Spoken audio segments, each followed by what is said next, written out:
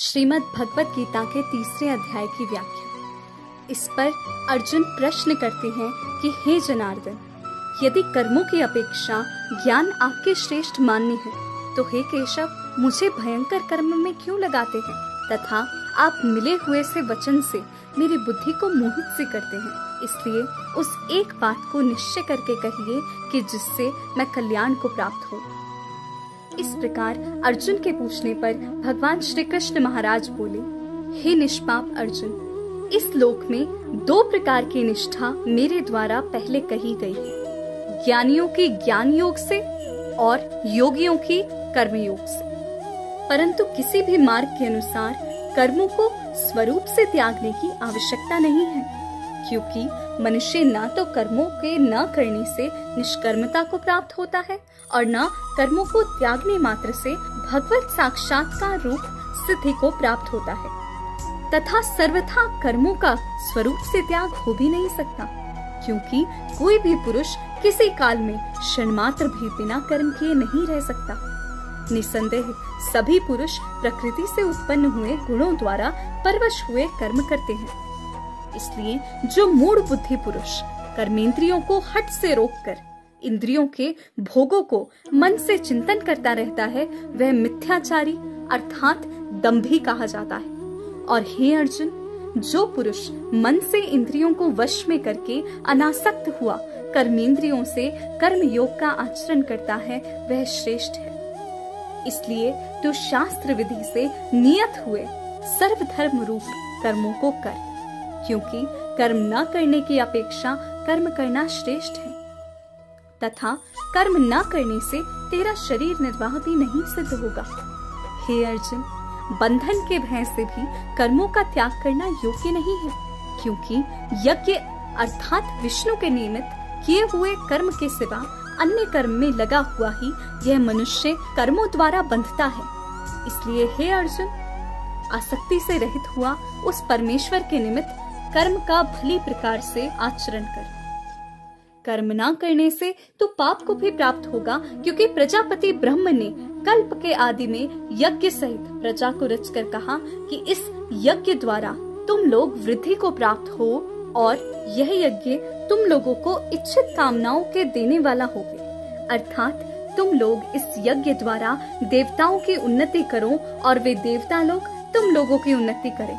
इस प्रकार आपस में कर्तव्य समझकर उन्नति करते हुए परम कल्याण को प्राप्त होवोगे, तथा यज्ञ द्वारा बढ़ाए हुए देवता लोग तुम्हारे लिए बिना मांगे ही प्रिय भोगों को देंगे। उनके द्वारा दिए हुए भोगों को जो पुरुष इनके लिए बिना दिए ही भोगता है, वह निश्चय चोर है। कारण कि यज्ञ से शेष बचे हुए अन्न को खाने वाले श्रेष्ठ पुरुष सब पापों से छूटते हैं, और जो पापी लोग अपने शरीर पोषण के लिए ही पकाते हैं, वे तो पाप को ही खाते हैं।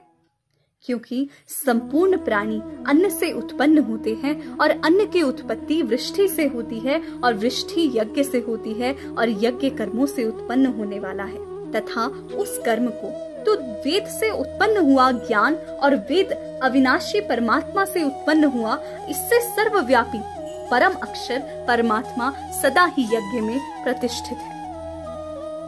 हे पार्थ, जो पुरुष इस लोक में इस प्रकार चलाए हुए सृष्टि चक्र के अनुसार नहीं बढ़ता है, अर्थात शास्त्र अनुसार कर्मों को नहीं करता है, वह इंद्रियों के सुख को भोगने वाला पापायु पुरुष व्यर्थ ही जीता है।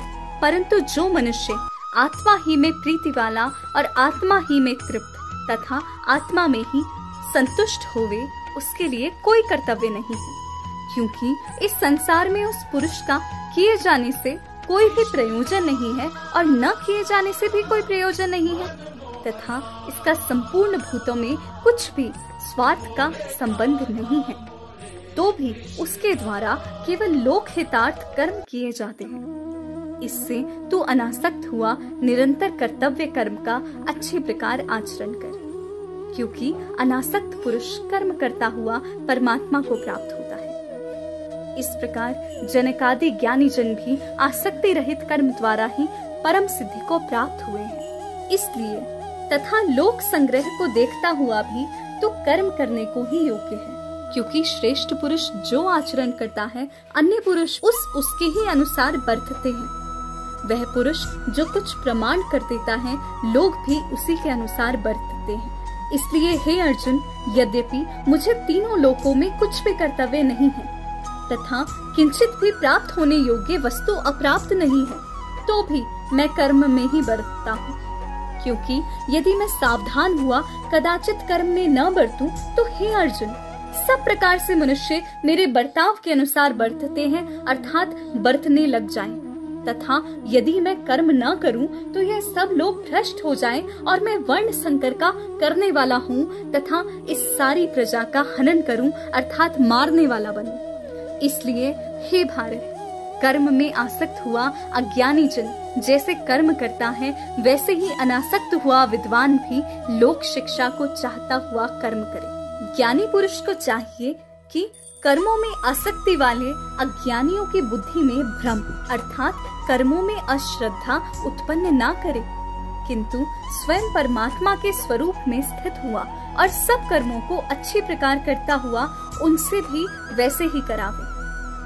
हे अर्जुन, वास्तव में संपूर्ण कर्म प्रकृति के गुणों द्वारा किए हुए हैं, तो भी अहंकार से मोहित हुए अंतःकरण वाला पुरुष मैं करता हूँ ऐसा मान लेता है।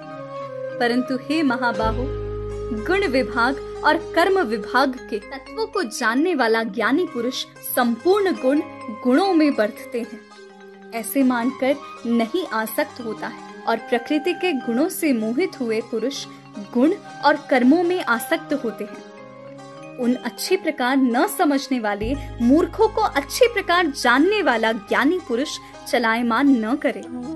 इसलिए हे अर्जुन, तू ध्यान निष्ठ चित्त से संपूर्ण कर्मों को मुझ में समर्पण करके आशा रहित और ममता रहित होकर संताप रहित हुआ युद्ध कर। हे अर्जुन, जो कोई भी मनुष्य दोष बुद्धि से रहित और श्रद्धा से युक्त हुए सदा ही मेरे इस मत के अनुसार बरतते हैं, वे पुरुष संपूर्ण कर्मों से छूट जाते हैं। और जो दोष दृष्टि वाले मूर्ख लोग इस मेरे मत के अनुसार नहीं बरतते हैं, उन संपूर्ण ज्ञानों में मोहित चित्त वालों को तो कल्याण से भ्रष्ट हुए ही जान।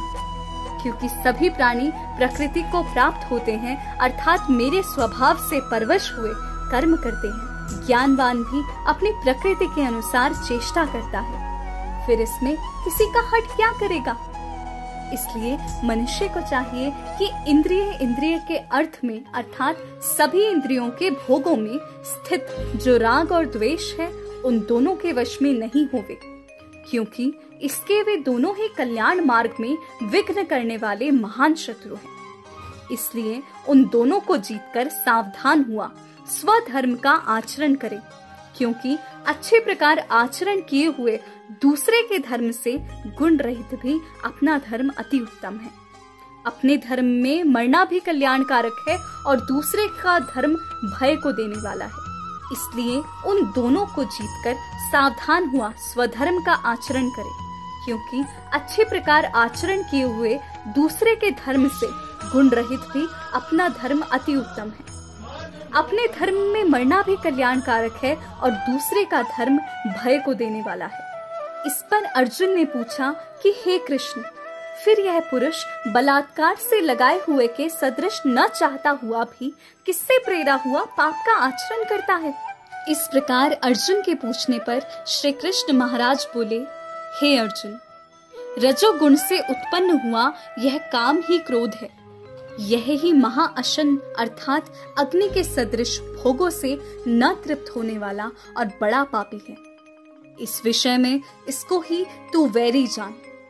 जैसे धुएं से अग्नि और मल से दर्पण ढका जाता है तथा जैसे जेर से गर्भ हुआ है, वैसे ही उस काम के द्वारा यह ज्ञान ढका हुआ है। और हे अर्जुन, इस अग्नि सदृश न पूर्ण होने वाला काम रूप ज्ञानियों के नित्य वैरी से ज्ञान ढका हुआ है। इंद्रियां, मन और बुद्धि इस काम के वासस्थान कहे जाते हैं और यह काम मन, बुद्धि और इंद्रियों के द्वारा ही ज्ञान को आच्छादित करके इस जीवात्मा को मोहित करता है।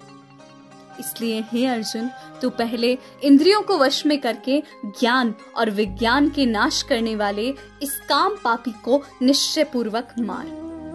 और यदि तू समझे कि इंद्रियों को रोककर काम रूप वैरी को मारने की मेरी शक्ति नहीं है, तो तेरी यह भूल है, क्योंकि इस शरीर से तो इंद्रियों को परे कहते हैं, और इंद्रियों से परे मन है, और मन से परे बुद्धि है, जो बुद्धि से भी अत्यंत परे है, वह आत्मा है। इस प्रकार बुद्धि से परे अर्थात सूक्ष्म तथा सब प्रकार बलवान और श्रेष्ठ अपने आत्मा को जानकर और बुद्धि के द्वारा मन को वश में करके, हे महाबाहो, अपनी शक्ति को समझकर इस दुर्जय काम रूप शत्रु को मार।